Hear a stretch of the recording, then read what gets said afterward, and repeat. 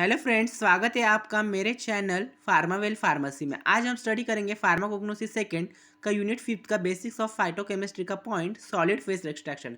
अब इस solid phase extraction को और एक नाम से जाना जाता है, जनरली सॉलिड लिक्विड एक्सट्रैक्शन, क्योंकि इसमें दो फेज एग्जिबिट करती है, सॉलिड और लिक्विड। अब इस सॉलिड लिक्विड एक्सट्रैक्शन की ज़रूरत क्यों पड़ी?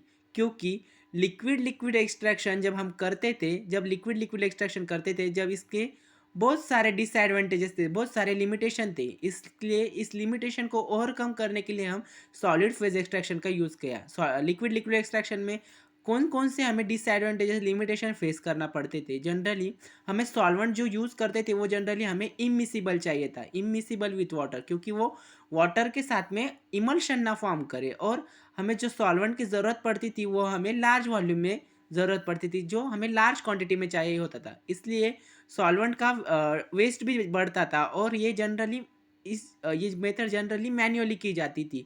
इसलिए इस सब को ओवरकम करने के लिए हमने सॉलिड फेज एक्सट्रैक्शन करना चालू किया है।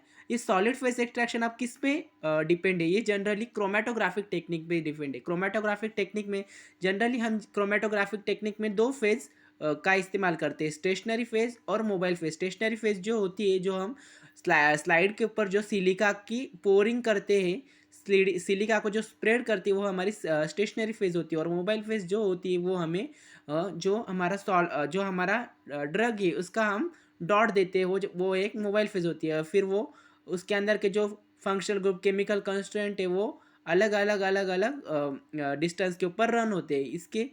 इसके वजह से हम फाइंड करते हैं कि कौन सा केमिकल कंस्टेंट प्रेजेंट है by the help of colour and RF value, यानी हम वो कितने डिस्टेंस उन्हें ट्रैवल किया। तो सेम इसके अंदर वैसा ही हम स्टेशनरी फेज यूज़ करते हैं। स्टेशनरी फेज हम SP में जो यूज़ करते वो है hydrophobic organic solvent plus silica. और जो मोबाइल फेज जो यूज़ करते हैं वो aqueous sample of crude drug, यानी जो हमारा सैंपल है क्रूड ड्रग है प्लस एक आधा सॉल्वेंट। देन अब ये किस प्रिंसिपल पे बेस है? ये जनरली इसके अंदर क्या होता है कि हाइड्रोफोबिक ऑर्गेनिक सॉल्वेंट जो हमारा सिलिका है उसके साथ में उसका एक मिक्सचर फॉर्म किया जाता है, यानी उसे hydrophobic organic solvent plus silica एक दूसरे से केमिकली बॉन्ड किए जाते हैं। इसे हम सॉलिड एक्सट्रैक्टिंग फेज कहा जाता है, या स्टेशनरी फेज कहा जाता है। और ये hydrophobic organic compound generally non polar भी रह सकते हैं, पोलर भी रह सकते हैं, और मॉडरेटली पोलर भी रह सकते हैं। तो जनरली हम हाइड्रोफोबिक ऑर्गेनिक कंपाउंड कौन सा यूज़ करते हैं? जनरली हम ऑक्टाडेसिल, यानी इसमें जिसमें कार्बन की संख्या 18 है, ऐसा हम कंपाउंड जनरली हम दूसरे भी यूज़ कर सकते हैं, पर जनरली हम ऑक्टाडेसिल सिलिका के साथ में बाउंड करते हैं। ये कॉमन पैकिंग हो गई। अब क्या करते हैं कि हम जो हमारा एक्वियस फेज है, अब वो हम सॉलिड एक्सट्रैक्टिंग फेज में पास करते हैं। अब ये सॉलिड एक्सट्रैक्टिंग फेज में पास करने के बाद जो एक्वियस फेज में जो फंक्शनल ग्रुप प्रेजेंट है, यानी जो क्रूड ड्रग में जो केमिकल कंस्टिट्यूएंट है जिसके फंक्शनल ग्रुप अब सॉलिड एक्सट्रैक्टिंग फेज के साथ में वंडर वॉल्स फोर्स क्रिएट करते हैं, उसके साथ में वंडर वॉल फोर्स जनरेट करते हैं। Due to the generation of van der Waals force between the crude drug, that is functional group of crude drug and the solid extracting phase, the जिस जो chemical constituent present है वो solid extracting phase में रह जाता है। Solid extracting phase में रह जाने की वजह से उसके वजह से हमें एक्सट्रैक्शन ऑकर होता है। अब ये हम डायग्राम देख रहे हैं। डायग्राम में जनरली टू सिरिंज यूज़ किए गए हैं, syringe number first and syringe number second.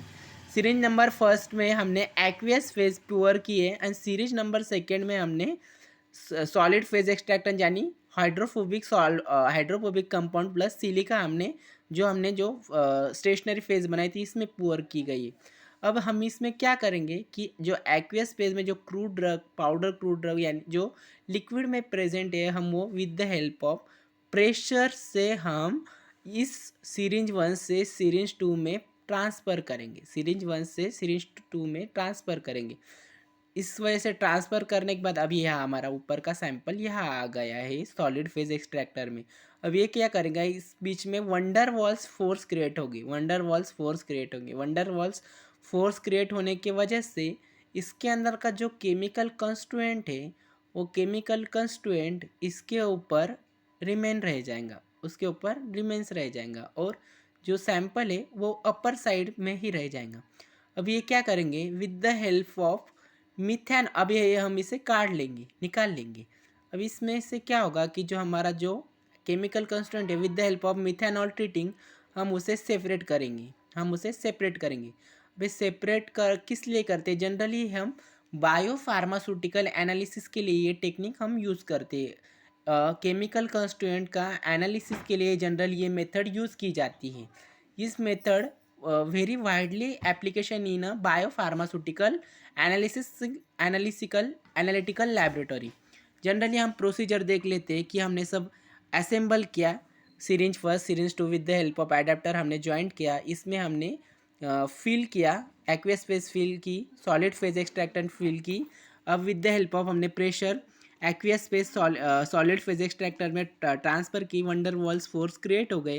Then van der Waals force create होने की वजह से chemical constant solid phase extractant के ऊपर रिमेन रह गया।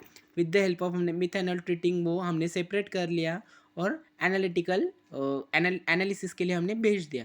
अब इसके एप्लीकेशंस क्या क्या है, जनरली इसके एप्लीकेशन बायो फार्मास्यूटिकल एनालिसिस के लिए जनरली एक मेजर एप्लीकेशन है। Then determination of organics in drinking water, organics को डिटरमाइन करने के ड्रिंकिंग वाटर में से। देन प्रोफाइलिंग ऑफ फार्मास्यूटिकल्स के प्रोफाइलिंग के लिए। Then analysis of wine and other alcoholic beverages, alcoholic और वाइन के एनालिसिस के लिए। देन इसके एडवांटेजेस क्या है कि इसको हायर सेंसिटिविटी है। इस मेथड में से जो हमारे क्रूड ड्रग केमिकल कंस्टिट्यूएंट निकालते हैं उससे हायर सेंसिटिव होती है, उससे हायर सिलेक्टिव होती है, लोअर सॉल्वेंट का कंजप्शन होता है और एनालिसिस के लिए यूज़फुल है। और इसके डिसएडवांटेजेस क्या है कि ये इसका ग्रेटर कॉस्ट है और स्किल्ड पर्सन रिक्वायर्ड होता है। Thank you friends, please like share and subscribe.